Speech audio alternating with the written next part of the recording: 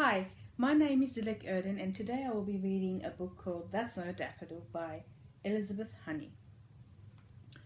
What do you think this story is about? Yes, Lily, it might be about a boy. Why do you think this boy is sitting in front of a pot? Let's read and see.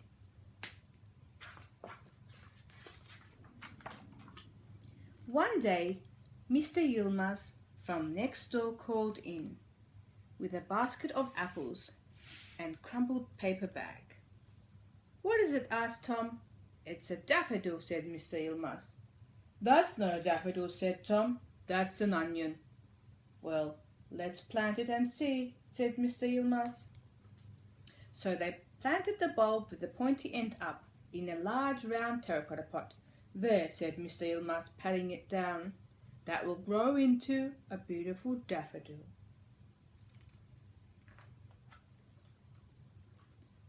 Tom watched the pot, but nothing happened.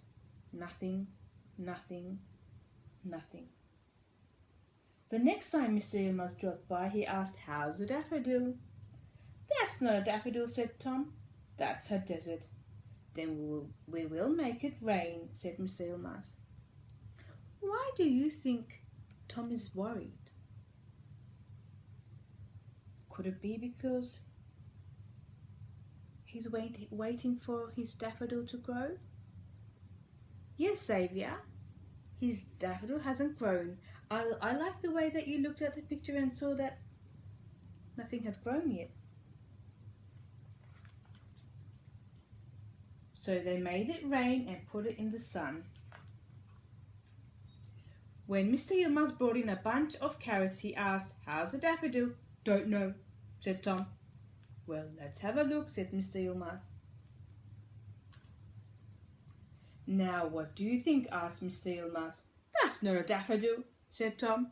"That's a green beak." "So it is," laughed Mr. Yilmaz. From time to time, Tom measured the beak.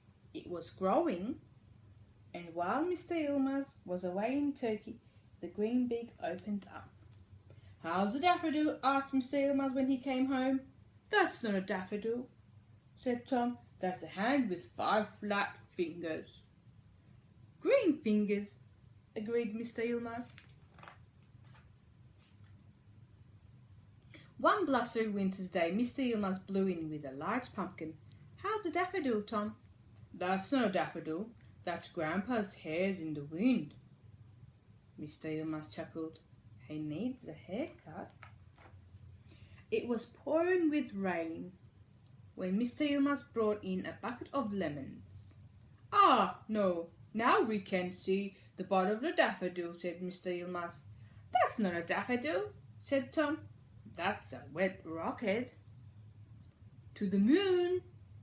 asked Mr. Yilmaz. "To the moon," said Tom. One day, Mr. Yilmaz brought in his grandchildren to play, Layla and Little Khan and their big bouncy dog Karabash.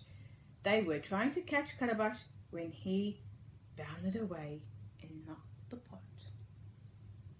What do you think is going to happen next? Let's read and see. "Ah!" cried Little Khan. "Call the plant ambulance," said Layla.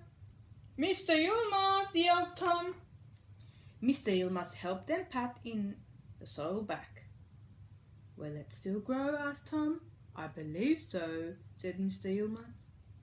"The roots have not been disturbed. Now give it a drink, Layla, and put some water in the bird bath too." In a couple of days, the daffodil wasn't floppy anymore. "How's a daffodil after its little bump?" asked Mr. Yilmaz. "That's not a daffodil," said Tom. "That's a street light." Mr. Yilmaz smiled. "Shining yellow, spring's not far away." When Tom came home from a weekend at his grandma's, he ran to look in the backyard. "Mr. Yilmaz!" cried Tom. "Mr. Yilmaz, ask the question." "How's the daffodil?" laughed Mr. Yilmaz. "Quick, come and look." "Oh," said Mr. Yilmaz. "Now is that a daffodil?" Tom nodded his head. That is a daffodil, yes. But it's also a trumpet of gold. Have you ever grown a plant? Did you need to wait for it to grow? I have. Thank you for listening.